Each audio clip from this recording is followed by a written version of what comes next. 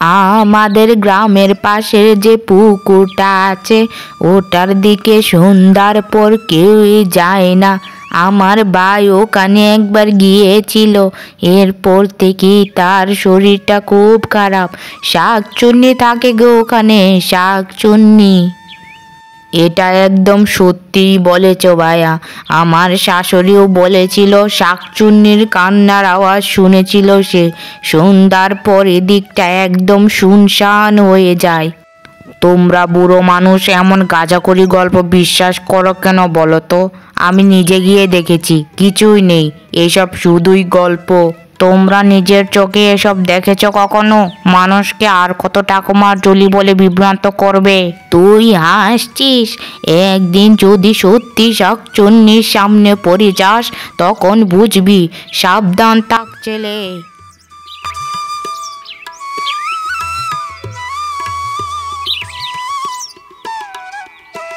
শাকচুন্নি নিয়ে যে গল্পগুলো সবাই বলে সেগুলো কি সত্যি? সবাই তো ভয় পাচ্ছে কেন? যদি সত্যি শাকচুন্নি থাকে তাহলে জানতে হবে ও কি চায়।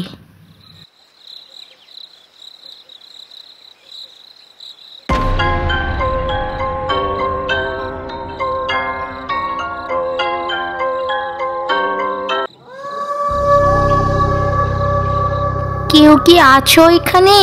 কেউ যদি থেকে থাকো তাহলে আমাকে দেখা দাও। তোমার সাথে আমার অনেক কথা আছে, দয়া করে আমাকে দেখা দাও।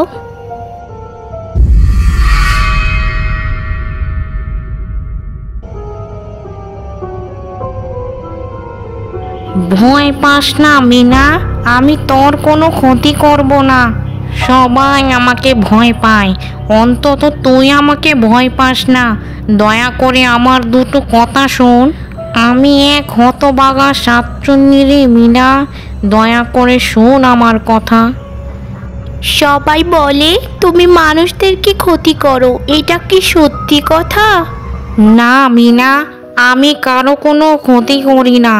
আমি শুধু আমার হারিয়ে যাওয়া জীবন ফিরে পেতে চাই। আমার নাম ছিল সুবর্ণা, এই গ্রামেই থাকতাম। সবাই আমাকে খুবই ভালোবাসতো, কিন্তু একদিন এই পুকুরেই, তারপর সব কিছু বদলে গেল রে। আমি ছিলাম খুবই সাদাসিধে মেয়ে, ছিল আমার একটা সাধারণ জীবন। মা বাবা ভাই বোনেরা ছিল আমার সাথে। পুকুরের ধারে জল আনতে আসতাম প্রতিদিন। সেদিনেও এসেছিলাম পানি নিতে, কিন্তু সেদিন আমার ভাগ্য বদলে গেল। পা পিছলে আমি পুকুরে পড়ে গেলাম। তখনই আমার জীবন শেষ হয়ে গেল রে। সবাই আমাকে খুবই খুঁজলো, কিন্তু আমাকে আর কখনো খুঁজে পেল না।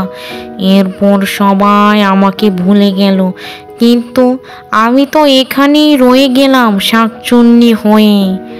তাহলে তুমি মানুষ ছিলে? সবাই তো বলে তুমি ভয়ঙ্কর, তুমি মানুষের ক্ষতি করো।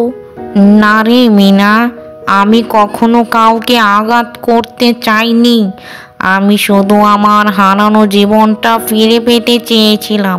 কিন্তু আমি এখন শুধু মুক্তি চাই, শুধু মুক্তি। মুক্তি? কিন্তু আমরা তোমাকে কিভাবে সাহায্য করব? কেউ তো তোমার কথা বিশ্বাস করবে না, সবাই তো তোমাকে ভয় পায়।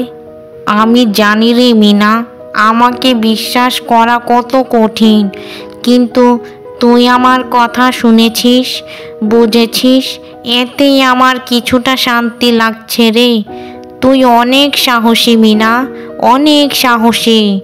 আমি তোমার জন্য কিছু করতেই চাই, কিন্তু কিভাবে? যদি গ্রামের লোকেরা তোমার সত্যিটা জানতে পারে তাহলে হয়তো তারা সাহায্য করতে পারে। আমি চেষ্টা করব গ্রামের লোকেদের বুঝিয়ে সুঝিয়ে এখানে নিয়ে আসার জন্য। আমি গ্রামে গিয়ে সবাইকে সব কথা খুলে বলবো। তারা যদি জানে যে শাকচুন্নি আসলে সুবর্ণা, তাহলে হয়তো তাকে মুক্তি দেওয়ার উপায় খুঁজে পাবে। শোনো সবাই, তোমাদের সবাইকে একটা গুরুত্বপূর্ণ কথা বলতে হবে আমার। কি হলো মিনা, ভূতের গল্প শুনিয়ে ভয় দেখাবি নাকি? না, এটা গল্প না, আমি শাকচুন্নির সাথে কথা বলেছি। সে আসলে আমাদের গ্রামেরই একজন ছিল, সুবর্ণা দিদি। সে খারাপ নয়, সে শুধু মুক্তি চায়। তুই পাগল হয়েছিস মিনা? ভূতের সাথে কথা বলেছিস? তোর মাথা খারাপ হয়েছে। না, আমি সত্যি বলছি। যদি তোমরা আমার সাথে পুকুরে যাও তাহলে নিজের চোখে দেখবে সে খারাপ কিছু করতে চায় না। শোনো সবাই, মিনা যা বলছে এটা সত্যিও হতে পারে, কারণ আমি ওই পুকুর পাড়ের গাছটায় কান্নার আওয়াজ শুনতে পেয়েছিলাম, কিন্তু সত্য মিথ্যা কখনো যাচাই করিনি। চলো হে সবাই, পুকুরেই গিয়ে দেখি।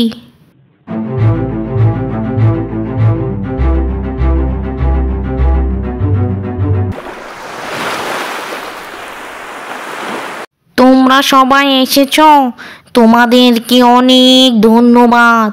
আমি কারো ক্ষতি করতে চাইনি, শুধু আমার হারিয়ে যাওয়া জীবনের শান্তি চাই। আমাকে মুক্তি দাও তোমরা। তুমি সুবর্ণা, আমি তোমাকে চিনতে পারছি। তোমাকে সবাই ভুলে গিয়েছিল, কিন্তু আমরা তোমার মুক্তির জন্য যা করণীয় তা করব। তোমরা আমাকে চিনতে পেরেছ, আমাকে বিশ্বাস করেছ, এতে আমি মুক্তি লাভ করতে পারবো। তোমরা এতদিন আমাকে ভয় পেয়েছিলে, যার জন্য আমার কখনো মুক্তি হয়নি। বিদায়, ভালো থেকো সবাই।